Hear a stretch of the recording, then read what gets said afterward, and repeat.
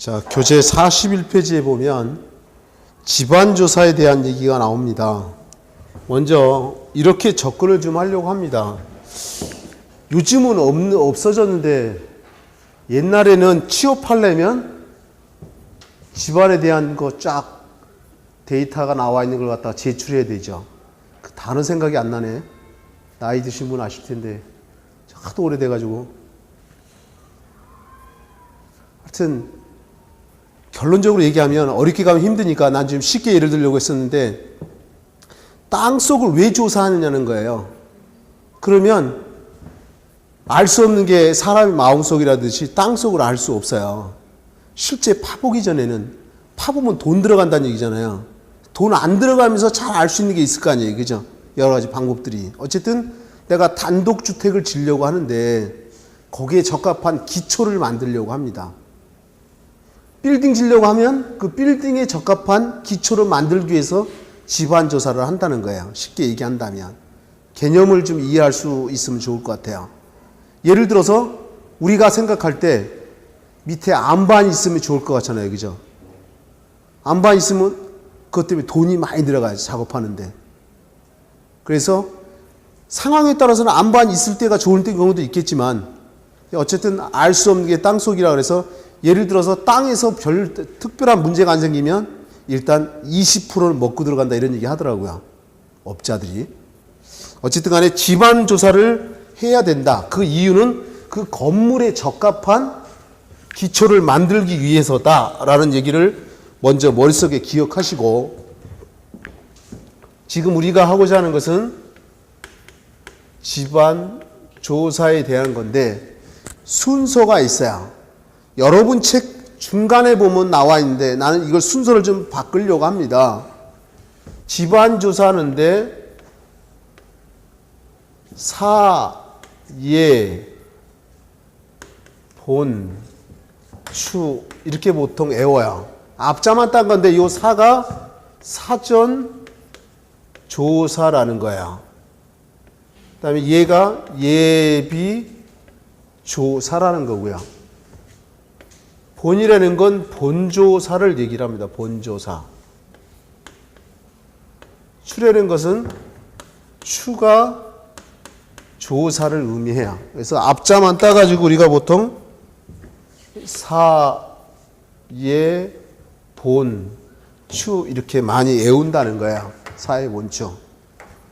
그렇다면 사전조사라는 거 예를 든다면 우리 강남 고속버스 터미널 예를 들어서 그게 좀 가라앉고 있습니다. 땅이. 예전부터 그 지대가 가라앉고 있었어요. 문헌에 나와요. 책자, 옛날 기록 도서에 보면 이런 것들이 사전조사다 이런 얘기 들어가는 거예요. 이해할 수 있겠죠. 그럼 여러분 교재에 가서 일단 41페이지 중간에 먼저 들어가 보자고요. 가로 1번에 집안조사의 목적이라는 게 있죠. 지금 41페이지입니다. 41페이지 중간 집안조사 가로 1번의 집안조사의 목적이요. 토층, 토질, 지내력, 지하수위, 경지반의 깊이, 치마 위험성 등을 조사하여 기초 파기 방법, 기초의 넓이, 깊이 등 기초의 종류와 설치 방법 등 재반상을 결정하기 위해서 집안조사를 실시한다. 이걸 한마디로 얘기하면 그 건물에 적합한 기초를 만들기 위해서 집안조사를 하는 거다 이런 얘기인 거예요. 짧게 얘기하면. 이걸 애우려고 하면 안 된다 그래서 그냥 이해한다. 그렇겠구나. 이제 집안조사 내용들이 그 아래 나와 있는데 처음이니까 지금 봅니다. 나중에는 안 볼 거야. 한번 보자고.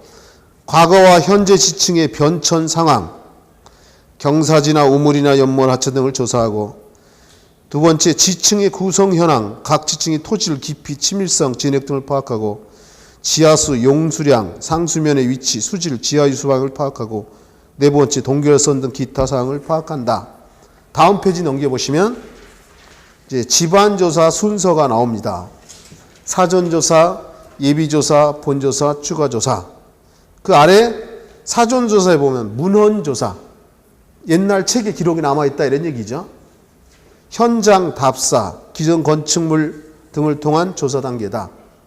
그냥 보는 거예요. 예비조사, 본조사의 기본 자료가 되는 대지 내의 기초적 조사 단계다. 본조사, 집안의 물리적 역학 성질을 본격적으로 조사하는 단계고, 추가조사, 본조사 결과를 보완하기 위해서 보충조사 단계이다. 자, 이제 지금 이 순간 나중을 위해서 애운다면 사예 본추 요거 하나만 애우자. 그리고 이제 여기 한번 보시면 예비조사하고 본조사하고 색깔을 좀 바꿔볼까요? 예비조사한 거하고 본조사한 게 결과값이 똑같다. 이거 두 개 한 게 결과값이 똑같다 그러면 추가조사는 안 해도 돼요. 근데 예비조사한 거하고 본조사하고 다르더라. 그럼 결과값이 그러면 추가조사는 해야 된다 이런 뜻인 거예요. 이해하실 수 있겠죠? 참고로 이제 다시 앞으로 돌아갈 겁니다. 41페이지로 다시 되돌아가서 맨 위에 집안조선 맨 위에 집안이라는 게 있는데 그 중에 가로 2번에 보면 집안의 성질이라는 게 있나요? 가로 2번에 집안의 성질.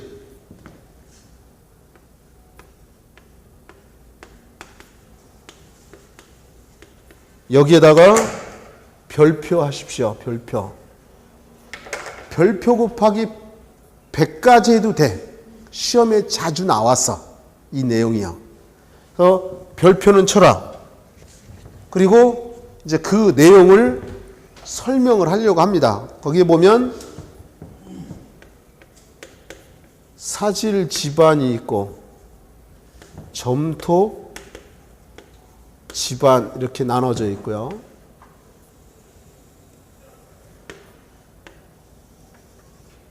맨 왼쪽에 보면 항목이라는 게 여기 항목이라는 게 있고 맨 처음에 나오는 게 투수성이라는 게 나오는데요. 자, 설명을 한번 해보면 일단 점토가 뭔지는 다 알 거예요. 흙, 그죠? 이 사자가 모래사자입니다. 금강사. 옛날 노래도 있잖아. 엄마의 누나야 강변 살자. 들에는 반짝이는 금모래빛. 금강사. 반짝반짝. 그죠? 모래사자입니다. 그럼 모래집안이다 이거지. 그러면 여기 좀 볼래요? 모래 입자가 커요? 점토 입자가 커요? 모래 입자가 크죠? 입자가 크다는 얘기는 입자 사이에 빈틈이 있다는 거죠. 그럼 모래 집안에다 물 집어넣으면 물이 잘 빠져내려가죠. 점토 집안에 물 집어넣으면 잘 안 빠져나가잖아요. 그러니까 당연히 투성이 사실 집안은 크다라고 할 거고 점토 집안은 작다 이렇게 표현하겠네요. 이해하시나요? 이제 그 도표가 그렇게 되는데 이제 두 번째 안밀속도라는 게 있죠. 안밀속도라는데 이게 헷갈려 해. 여기 좀 보세요. 여기 이제 쓰지 않겠습니다. 안밀속도는 우리가 어렸을 때 모래성을 한 번쯤 쌓아왔을 거야. 그럼 건들면 와르르 금방 무너지잖아요. 그죠? 맞아요? 근데 점토는 무너지는데 서서히 무너지잖아요. 그죠? 기억납니까? 거기 보면 사질 집안은 안밀속도가 빠르다 이거야. 근데 점토 집안은 느리다 이런 얘기지. 서서히 무너진다 이런 얘기야. 이해할 수 있나요? 그 다음에 그 아래 치마량. 치마가 뭐야? 가라앉는 거잖아요. 사질 집안은 작다. 점토 집안은 크다 이렇게 돼 있죠. 이거를 많이 거꾸로 써놓고 물어봐. 뜻이 이런 거예요. 여기 좀 볼래요? 이렇게 표현할게요. 거기서 사질은 그 치마량이 건들면 빨리 무너지지만 그 무너지는 폭이 깊이가 작아. 근데 점토 집안은 서서히 무너지지만 그 깊이가 깊다 이런 얘기야. 크다 이런 얘기죠. 이해할 수 있나요? 왜 그러냐면 모래보다 점토가 강도가 약하기 때문에 그래요. 그래서 치마량이 사질 집안은 작고 점토 집안은 크다 이렇게 표현된 겁니다. 그 다음에 내부 마찰각이라는 게 있는데 이 내부 마찰각은 여기 좀 한번 보실래요? 여기다 쓸게요. 내부 마찰각. 이 내부 마찰각을 내부 마찰역으로 기억해도 돼요. 내부 마찰력으로 기억해야 되는데 여기다 표현해 볼게요. 손가락을 대고 밀면 잘 밀리잖아요. 그죠? 근데 손바닥을 대고 밀면 잘 안 밀려요. 그 이유는 뭐 때문에 그러냐면 마찰력은 면적에 비례해요. 손가락보다 손바닥의 면적이 넓으니까 마찰력이 커서 안 밀린다 이거지. 근데 마찰력은 거칠기에도 비례해요. 거칠면 잘 안 밀릴 거 아니야. 매끄러우면 잘 밀릴 거고요. 그죠? 이제 마찰력이라는 개념은 생긴 거예요. 그렇다면 거기 내부 마찰각이 사질은 크고 점토는 뭐라 그랬어요? 작다라고 했죠. 여기 좀 볼래요? 어려서 모래 점토는 누르면 쑥 들어갔잖아요. 그죠? 맞습니까? 근데 모래는 잘 안 들어갔잖아요. 그죠? 이해할 수 있겠죠? 다시 말해 사질은 마찰력이 크니까 잘 안 들어가는 거야. 곧 강도가 크다라고 볼 수도 있겠죠. 근데 점토는 마찰력이 작으니까 누르면 쑥 들어간다 이런 얘기지. 이해할 수 있나요? 그 다음에 그 아래 점착성은 다른 말로 하면 부착력이라고도 표현할 수 있는 건데 사질은 거의 없고 그 다음에 점토는 있고 동결피가 작고 크고 불교란 시료 채취 요거요. 여기 좀 한번 볼래요? 일단 내가 여기 쓴 게 투성 썼죠. 그 다음에 내부 마찰각 썼잖아요. 그죠? 그 다음에 불교란 시료 불교란 시료 채취 요 왼쪽에다가 여러분들은 뭐 동그라미를 하든 이런 깔때기를 하든 체크를 좀 해놓으라는 얘기예요. 여기다가 한번 예를 들어보겠습니다. 좀 이따가 보면요. 우리 집안을 조사하는 이유가 집안이 어떻게 되어 있는지 알아야만이 그 건물에 적합한 기초를 만들 수 있다는 얘기를 했었잖아요. 그죠? 조사하는 방법에 시험 파기라는 게 좀 이따 나올 겁니다. 시험 파기라는 게 있는데 예를 들어서 이 폭은 약 1에서 2m 정도로 퍼요. 깊이는 약 2m에서 한 3m 정도로 파는 거예요. 여기 있던 땅을 파본다 이런 얘기죠. 그리고 실제로 파보면 어디서 어디까지는 예를 들어 점토층, 어디서 어디까지는 예를 들어서 모래층, 어디서 어디까지는 자갈층 알 수 있는 거 아니에요. 그죠? 맞습니까? 그러면 위에 있는 거하고 아래에 있는 게 섞였다. 섞이면 교란이라고 하는 거예요. 교란. 근데 위에 거 아래 게 섞이지 않았다. 그러면 아니 불자를 써서 불교란 이런 표현을 쓰는 거예요. 이해할 수 있나요? 그렇다면 거기에 보면 불교란 시료 채취에서 사질 집안은 어렵다라고 돼 있죠. 점토는 쉽다라고 했고 이 소리는 뭐냐면 여기 좀 볼래요? 모래는 잘 무너지니까 위아래가 잘 섞인다 이거야. 교란이 된다 이런 얘기죠. 그죠? 근데 점토는 잘 안 섞이잖아요. 그죠? 이해하십니까? 그래서 거기에 불교란 채취가 사질 집안은 어렵고 점토는 쉽다 이런 얘기인 거야. 이해할 수 있겠죠? 그 아래 유동성이라고 나옵니다. 유동성이 움직임이잖아요. 그죠? 당연히 사질이 크고 점토는 작겠죠. 그죠? 예민비. 여기다가 우리 시험 문제 보기에 나왔고 답이 된 건 아닌데 보기에 나왔었어요. 여기다가 설명을 하려고 합니다. 예민비라는 게 뭔지 그림으로 설명할 거야.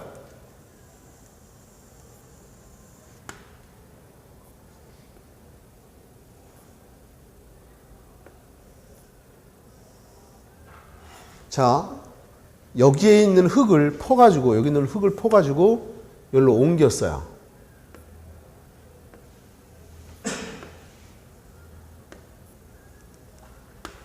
예를 들어 이게 점토라고 해보자고요. 점토. 모래 먼저 씁시다. 사질. 이거는 사질은 사람이 여기 이렇게 걸어다니면서 밟으니까 입자 관계가 좁았었어요. 이걸 갖다가 자연, 자연시료라는 표현을 써요. 여기 있던 걸 퍼서 옮기면 사질이 이렇게 있던 게 옮기면 간격이 넓어지겠죠. 그럼 부피가 이렇게 늘어난다 이런 얘기예요. 이렇게 부피가 늘어난다. 이게 그러면 이렇게 늘어나는 걸 갖다 우리가 부르기를 이긴시료 이런 표현을 써요. 이긴시료다. 흐트러져 있는 재료입니다. 그런데 만약에 여기가 사질이 아니라 점토다 이런 얘기예요. 점토. 이게 점토면 이게 더 많이 이렇게 늘어난다 이거예요. 이긴시료가 부피가 더 커진다 이런 얘기죠. 이게 더 많이 늘어난다 이런 얘기지. 그렇다면 이제 얘기를 해보면 사질보다는 점토가 더 많이 더 커졌잖아요. 그래서 예민비가 크다 이런 표현을 쓰는 거예요. 그래서 거기 보면 예민비가 사질은 작다, 점토는 크다 이렇게 돼 있잖아요. 그죠? 좀 예를 든다면 요 사질은 요거 늘어나는 정도가 1이라고 한다면 점토는 한 4나 한 5 정도로 늘어난다 이런 얘기야. 늘어나는 정도가. 그래서 사질보다는 점토가 예민비가 크다 이렇게 표현한다 이런 얘기죠. 다 알면 좋지만 다 알 수 없잖아. 그죠? 그 중에 요것들을 좀 잘 봐두라 이런 뜻이에요. 왜? 기존의 모든 시험들에 보면 이 세 가지를 여기서 많이 답이 되니까. 그 다음에 이제 그 아래에 있는 건 바꿔 이제 다시 42페이지로 가볼 거예요. 42페이지에 보면 중간에 집안조사 방법이라는 게 나옵니다. 이 집안조사 방법에다가 별표를 할 거야. 집안조사 방법에다가 별표.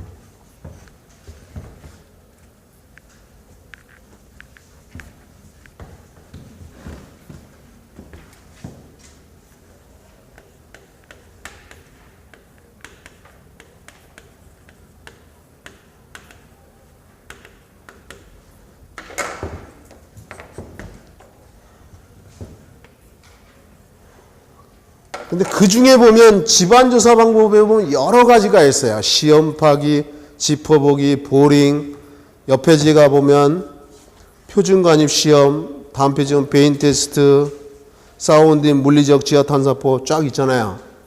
그 중에서도 내가 여기서 별표하라는 것은 뭐 때문에 그러냐면 보링 중에서도 지금 43페이지에 보면 회전식 보링이라는 거 나오나요? 이거하고 그 다음에 그 아래 표준관입 시험, 그 다음 페이지 베인 테스트 이런 것들 때문에 별표를 치라고 한 거다. 내가 별표를 치라고 하는 목적이. 이제 다시 일로 돌아올 거예요. 다시 42페이지.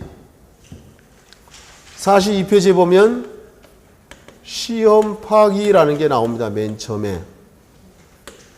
시험 파기가 나와 있는데 거기 지문을 그냥 볼 거야. 얕은 위치의 지층의 토질이나 지하수 등의 위치를 알기 위하여 삽으로 구멍 파는 방법으로 깊이는 약 1.5에서 3m 정도가 적당하며 경량 건물을 만들 때 이용된다. 실제로 이거 옛날에 나섰지 지금 잘 안 쓴다. 그럼 왜 합니까? 라고 하면 시험 문제 이렇게 나오죠.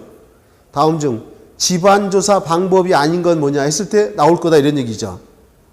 그래서 보는 거다 이거지. 시험 파기라는 게 아까 예로 들어서 실제 그림도 봤잖아요. 그죠? 두 번째 짚어보기요. 여기 먼저 한번 볼래요?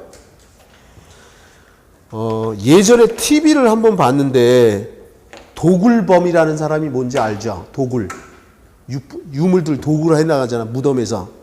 그래서 빼쭉한 침 같은 걸 찔러보더라고요. 찔러서 뭐 단단하게 닿는지 안 닿는지 느낌 보고 그거 갖고 이제 파가더라고.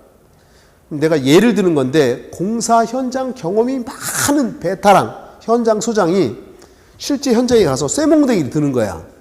쇠몽댕이를 들어가지고 들어갖고 내리치면 집안이 연약하면 진동이 잘 안 생기겠죠. 집안이 단단하면 진동이 많이 생길 거 아니에요. 그죠? 아, 이 아래 안반이야. 아니면 이 아래 점토야. 이렇게 평가할 수 있는 거죠. 이런 걸 갖다 짚어보기라고 한다는 거야. 막말로 찍기야. 경험 많은 사람이. 한번 보자고요. 보기만 한다 그랬어 내가요. 직경 9mm, 길이 1에서 1.5 정도의 쇠막대를 땅속에 때려박아 그 저항, 울림 및 침하 정도를 감각적으로 판단하여 지번을 조사하는 방법이다. 여러분 책엔 때려박는다고 했잖아요. 옛날에는 때려박자 그냥 내리 찍어갖고 그 진동 가지고 파악했다고 했어요, 내가. 상부 지층이 무르고 굳은 층이 비교적 얕게 있을 때 소기음을 쓴다. 이것도 옛날에 쓰는 거야. 지금 안 쓴다. 이제 그 아래 보링이요. 보링 때문에 내가 아까 보링, 표준관 시험, 벤 테스트 이런 것 때문에 별표를 치라고 했다라고 얘기했는데 여기다가 일단 써보자고요.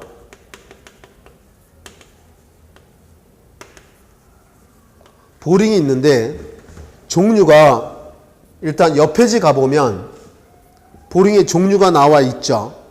근데 여기다 할게요. 오거식 보링이라는 게 있어요. 여러분 책엔 지금 없는데 시험에도 등장을 해서 내가 적습니다. 오거식 보링, 수세식 보링, 충격식 보링,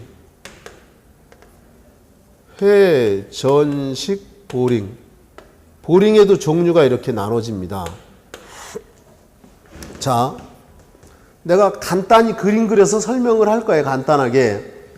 보기만 하고 지금은 아 그렇구나. 내가 이 책이 한번 싹 진도가 나갈 때까지는 다른 데는 입문서라고 얇은 책으로 나옵니다. 그래서 6주 만에 하는데 이건 원래 교재를 다 주고 다 6번 만에 못 끝내잖아요. 그죠? 난 지금 입문서로 맛배기를 보여주는 거야. 내가 수업을 이렇게 진행할 거고 뭐가 이런 것들이 중요하다는 걸 보여줄 겁니다. 이거 6주 만에 다 못 나가잖아요. 그죠? 자, 한번 보는 거야 그냥. 오고식 보링은요. 집안선이 이렇게 있다 이런 얘기야. 집안선이 있으면 땅을 파는 거. 땅속을 파냅니다. 땅속을 파내는 걸 우리가 천공한다라 해요. 천공. 땅에 구멍을 뚫는 걸 천공한다라고 해요. 그러면 이 안에다가 오고라는 걸 집어넣어요. 근데 이게 혹시 하드라고 해야 되겠죠. 하드. 아이스크림 소프트한 거고 하드는 딱딱한 거잖아요. 그죠? 하드에 보면 스크루바라고 있나요? 혹시 안 드신 분은 스크루바라는 거 하드를 한번 드셔보세요. 꽈배기 꼬듯이 이렇게 꼬여져 있어요. 그렇게 생겨서 이게 오고가 이렇게 돌아가면서 이 안에 있는 땅을 갖다가 흙을 파내는 거야.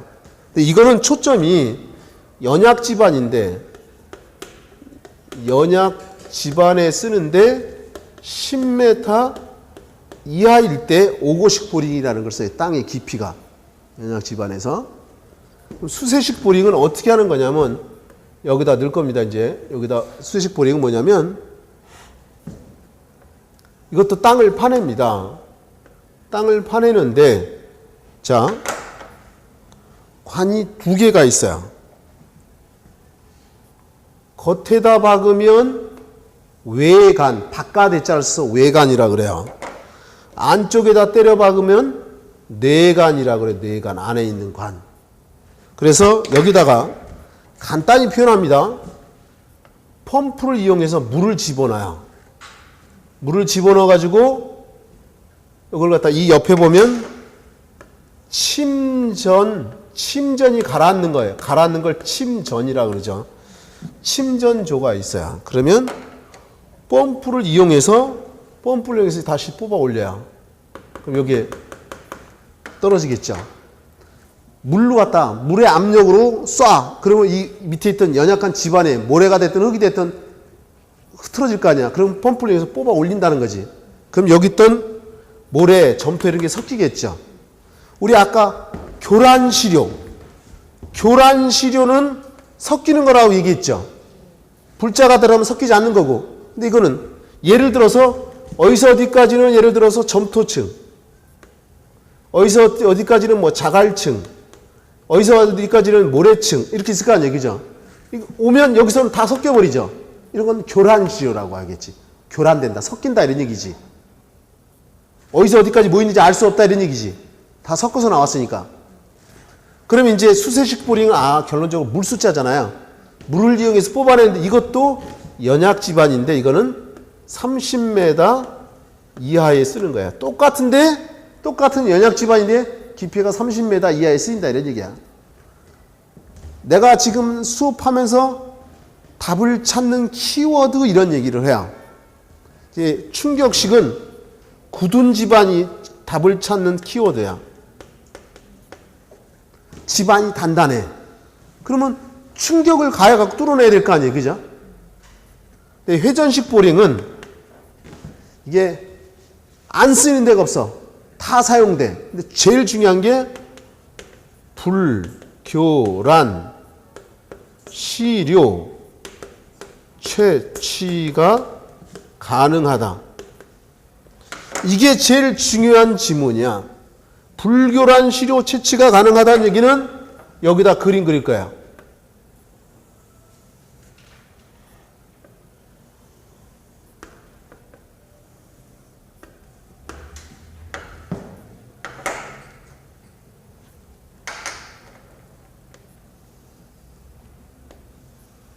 보세요. 똑같이 이렇게 회전 날개가 있어요. 회전 날개가 이렇게 쫙 있는데 다에 따르고 이 안에 구멍이 뚫려 있어요. 구멍이 안에. 혹시 여러분들 그 방앗간에 보면 가래떡이라는 거 아시죠? 떡국 만들 때 쓰는 거. 가래떡이 모양이 똑같이 빠져나오잖아요. 그죠? 맞습니까? 그러면 봐야 돼요.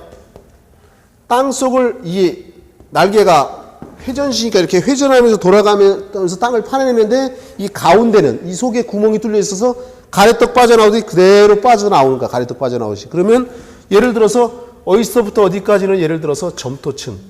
가래떡 빠져나오듯이 나오니까 어디서부터 어디까지는 예를 들어 사질층이다. 어디서 어디까지는 자갈층이고 어디서 어디까지는 안반이다. 위아래 섞이지 않잖아요. 그죠? 섞이지 않고 그대로 뽑아나온다. 섞이는 건 교란시료잖아. 섞이지 않으니까 불교란시료 채취가 가능하다 이거야. 그리고 또 하나 더 주상도. 보세요. 정대 충성하면 안 된다 그랬는데 기둥주자예요. 기둥주자. 기둥주자에다가 상. 그림도자야. 그러니까 여기에 점토, 사질, 자갈 이런 나온 걸 그대로 그림으로 그려낼 수 있잖아요. 주상도를 그릴 수가 있다 이런 얘기야. 주상도 작도할 수 있다 이런 얘기. 주상도를 작도할 수 있다. 작도가 그림을 그린다는 거야. 그림도자니까. 요 정도. 집안조사 방법에는 시험 파기, 짚어보기, 보링. 그 보링에서도 제일 중요한 게 뭐다? 회전식 보링이다. 불교란 시료 채취가 가능하다. 이해 되겠죠? 이 주상도는 모르면 일단 제끼고 한 번에 다 할 수는 없으니까. 그 다음에 이제 그 42페이지 맨 아래로 가볼까요? 이제 42페이지 맨 아래. 42페이지 맨 아래 보면 보링의 목적이라는 게 있나요? 보링이라는 게 땅에 구멍을 뚫는 거예요. 천공하는 거잖아. 왜 뚫냐는 거지. 이제 기억에 흙에 주상도를 작성할 수 있다. 그림을 그릴 수 있다 이런 얘기죠. 파서. 사운딩 테스트 가로 열고 원위치 시험이라는 거죠. 좀 이따 나올 거야. 그 다음에 시료 채취. 땅속에 있는 시료를 갖다 채취해낼 수 있다는 거지. 지하수위 측정도 할 수 있고 토질 조사 이런 것 때문에 보링을 한다는 거야. 근데 그렇게 중요한 내용이 아니야. 이 목적은 기본적인 거고 이제 그 옆 페이지 가보면 43페이지 맨 아래 보면 표준관임 시험이라는 게 있나요? 이제 그 다음 페이지 넘겨보면 베인 테스트도 있고요. 있나요? 그 아래 사운딩 테스트도 있죠. 여러분 책에는 이걸 좀 표현을 잘못해놨어. 여기다가 할 겁니다. 자, 여기 보세요. 사운딩 테스트라는 게 있어요. 사운딩 테스트에는 자 표준 관입 시험이라는 게 있고 베인 테스트라는 게 있어요. 다시 말해 표준 관입 시험, 베인 테스트, 사운딩 이게 따로따로 있는 게 아니야. 이 표준관입 시험하고 베인 테스트를 합쳐서 우리가 사운딩이라고 한다는 거야. 이해할 수 있나요? 이제 뭐 이런 얘기하면 촬영하면서 좀 그렇지만 원래 내가 쓰러 온 거가 있는데 뭐 사정이 있어서 작년에 하셨던 분 그대로 나보고 해달라고 해서 내가 그대로 쓰고 있는데 잘못된 건 교정해줘야 되니까 내가 말씀드리는 거야. 자, 여기를 한번 보시면요. 이 사운딩에 보면 정적 사운딩이 있고 동적 사운딩이라는 게 있어요. 여러분 책에 보면 44페이지 보면 44페이지 아래쪽에 가로 6번에 사운딩 테스트에서 정적 테스트에서 베인 테스트 있고 동적 테스트에서 표준관입 시험이 있죠? 있나요? 그러니까 이게 이렇게 내가 그런 얘기 있잖아. 숲을 보고 나무를 보고 가지를 봐야 된다 그랬잖아요. 그죠? 그러니까 집안조사 방법엔 이런 것들이 있는 거야. 그 중에 사운딩에 표준관입 시험 베인 테스트가 있는 거다 이런 얘기지.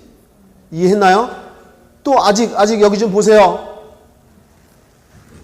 그러면 이런 것들은 보링한, 오거식 보링을 했든 수세식 보링을 했든 충격식 보링을 했든 회전식 보링을 했든 여기 보링한 구멍 안이 있을 거 아니에요. 그죠? 요런 표준관입시나 베인 테스트는 여기에서 하는 거다. 여기서. 보링한 구멍 안에다가 이런 테스트를 하는 거다. 이런 얘기야. 이해할 수 있나요? 순서가 중요해. 순서가. 그럼 이제 다시 되돌아갈 수 있어. 43페이지로. 43페이지에 되돌아가서 표준관입시험이라는 게 있는데 여기다 그림으로 먼저 보여드릴 거예요. 여기 좀 보세요. 여기 공간을 좀 활용하자고요. 표준관입시험은 요 보링한 요 구멍 안에서 하는 겁니다. 베인 테스트도 그렇고 여기가 보링해서 땅을 뚫어 놓은 곳이야. 그럼 여기다가 샘플러라는 걸 이렇게 설치합니다. 샘플러가 있고 여기 구멍이 이렇게 뚫려 있어요. 구멍이 뚫려져 있다. 그리고 여기에 추가 있어요. 추가 있는데 무게가 63.5kg이에요. 추의 무게가. 내 몸무게가 74kg, 5kg 나가다 이제 운동한 지 헬스한 지 한 1년 1개월쯤 됐어요. 지금 오늘 아침에 보니까 68.75 나가더라고. 그러니까 내 몸무게보다 한 5kg가 적은 거지. 어쨌든 간에 보통 한 사람의 몸무게 정도로 생각하시면 돼요. 무게가 추를 내려뜨리는데 떨어뜨리는 요 높이는 책마다 어떤 책은 75cm, 어떤 책은 76cm, 여러분 책에는 760mm인가로 나와 있을 거야. 이건 5cm냐 75cm, 6cm 이게 중요한 게 아니라 왜냐하면 여기 좀 볼래요? 나라마다 단위가 다르잖아. 인치 단위 쓰고. 그죠? 그걸 갖다가 환산 가정 중에 75cm야 6cm 이 중간 정도 되는 거야. 그래서 75cm라고도 하고 76cm라고 돼.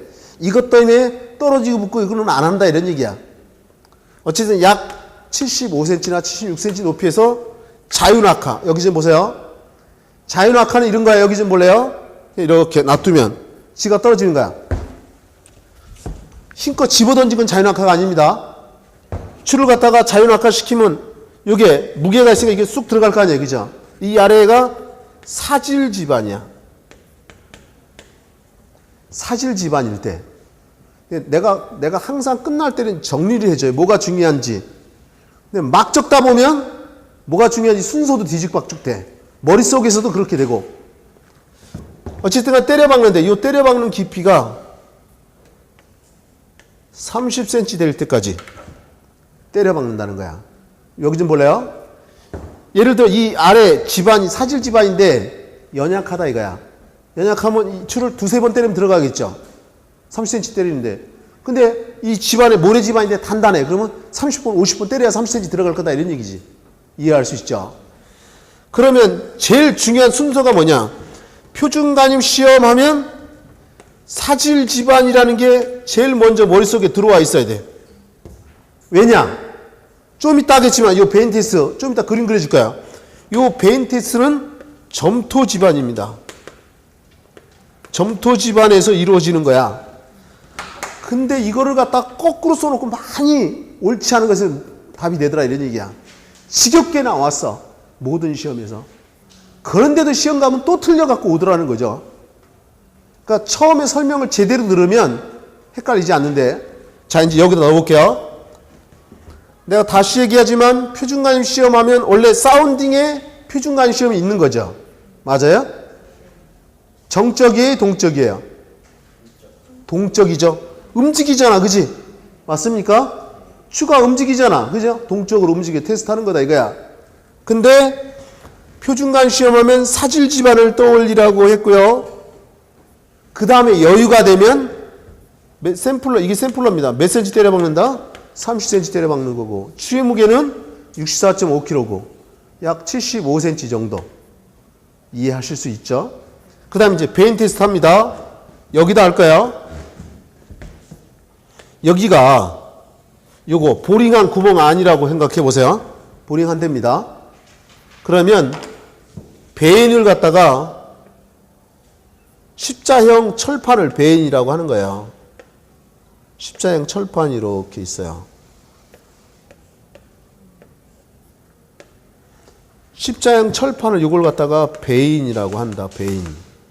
그럼 여기에 로드가 있고 로드 맨 앞부분에 로드 선단에다가 이 베인을 연결시켜요.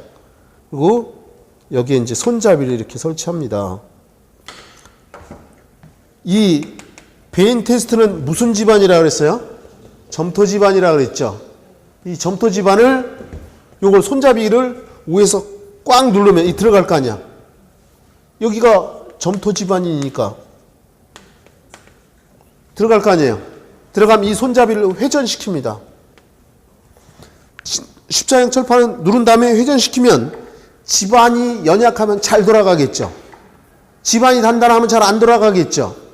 이 진흙의 점토 집안의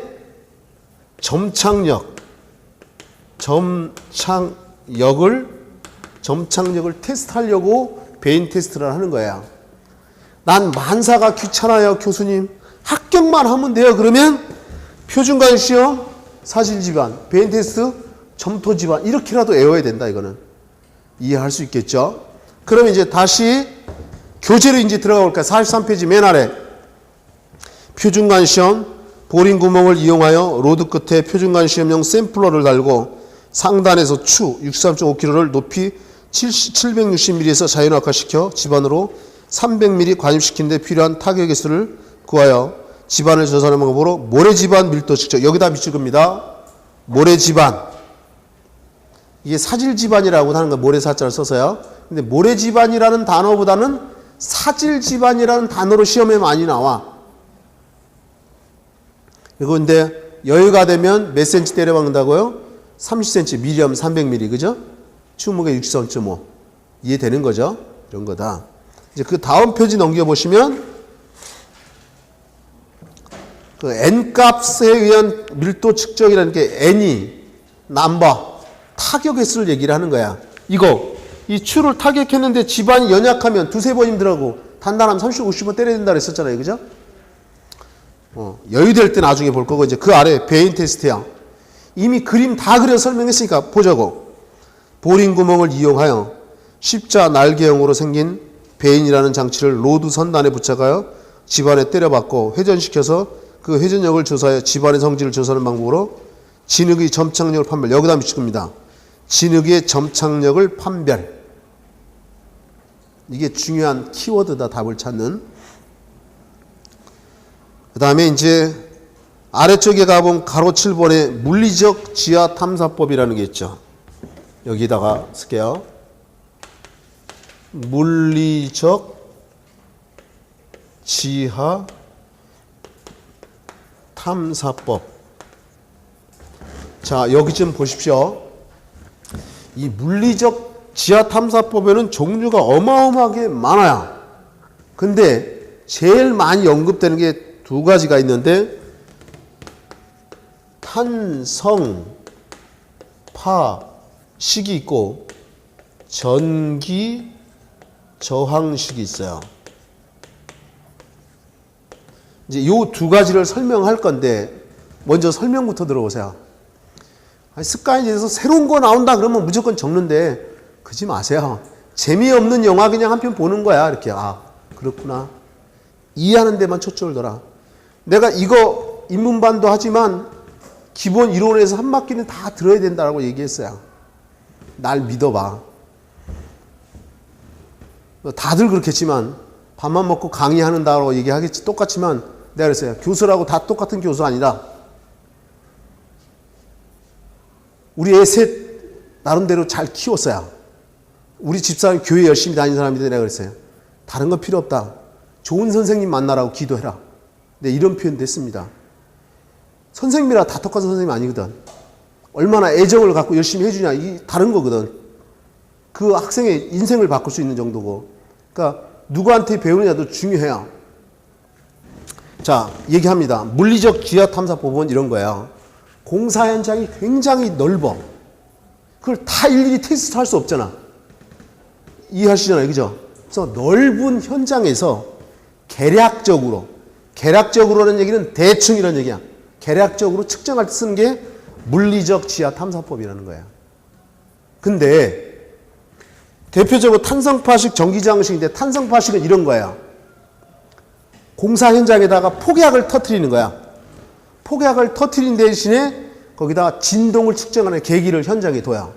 그럼 폭약을 터뜨리면 진동이 생길 거 아니야. 그 진동을 측정해서 아, 이 아래 무슨 집안이다. 이렇게 알 수 있는 거다 이런 얘기지. 그러면 전기 저항식은 뭐냐? 실제로 땅 속에다가 전기를 통과시키는 거야. 근데 이 전기가 안반에 닿았을 때 저항값하고 점토에 닿았을 때 저항값하고 모래에 닿았을 때 저항값이 다 달라요. 그거 평가한다 이런 얘기지. 그러니까 물리적 지하 탐사법 하게 되면 공사 현장이 넓은 곳에서 계략적으로 한 거다. 그러면 이거 해도 찝찝하잖아. 그렇지 않습니까?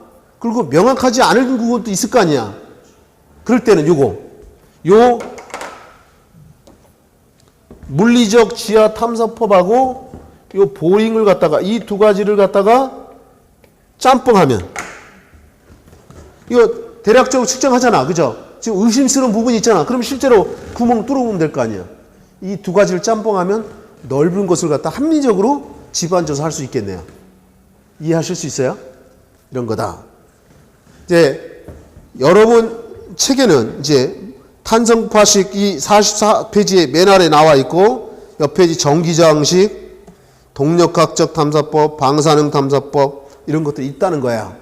이런 건 나중에 여유될 때 이제 한 번쯤은 읽어볼 겁니다. 나는 여러분들한테 이 책을 읽기를 시험 보기 전까지 3번 한번 읽어봤으면 좋겠다. 근데 처음은 정독이라고 하는 거죠. 뭘 알아야 정독할 거 아니야. 생판 모르는 단어 보고 정독하려면 돌아버려 이거. 그래서 내가 한 번은 설명을 쫙 들으라는 거야. 재미없는 영화처럼. 아, 그런 내용이구나. 뭐가 중요한지 뭔지 다 얘기해 줬잖아. 그러면 책을 읽을 때 정독할 수 있어요. 이해하시나요? 그렇게 한 번 읽으면 두 번째 읽을 때 훨씬 빨라져요. 세 번째는 더 빨라지고. 그리고 처음에 밑줄 그잖아요. 공부할 때 보면 처음에 원래는 연필로 긋는 거야. 두 번째 글 때 볼펜 그는 거고 세 번째 형광펜 하는 거야. 그 의욕 난 꼭 합격할 거야. 아니, 자기가 중요한 건 다 형광펜 쳐. 다 형광펜이야. 책 전체가. 그럼 뭐가 중요한지 모른다는 거야. 그리고 아는 건 밑줄 칠 필요나 형광펜 할 필요 없잖아. 자기가 모르는 걸 해야 되잖아. 그죠? 제 의도가 뭔지 아시죠? 그래서 내가 한 번은 쫙 다 보란 얘기 그런 거고 이제 마저 얘기를 합니다. 나중에 이렇게 볼 거고 이제 그 아래 진해력이라는 게 나와요. 진해력이라는 게 나오는데 요거는 조금 쉬었다가 다시 하려고 합니다.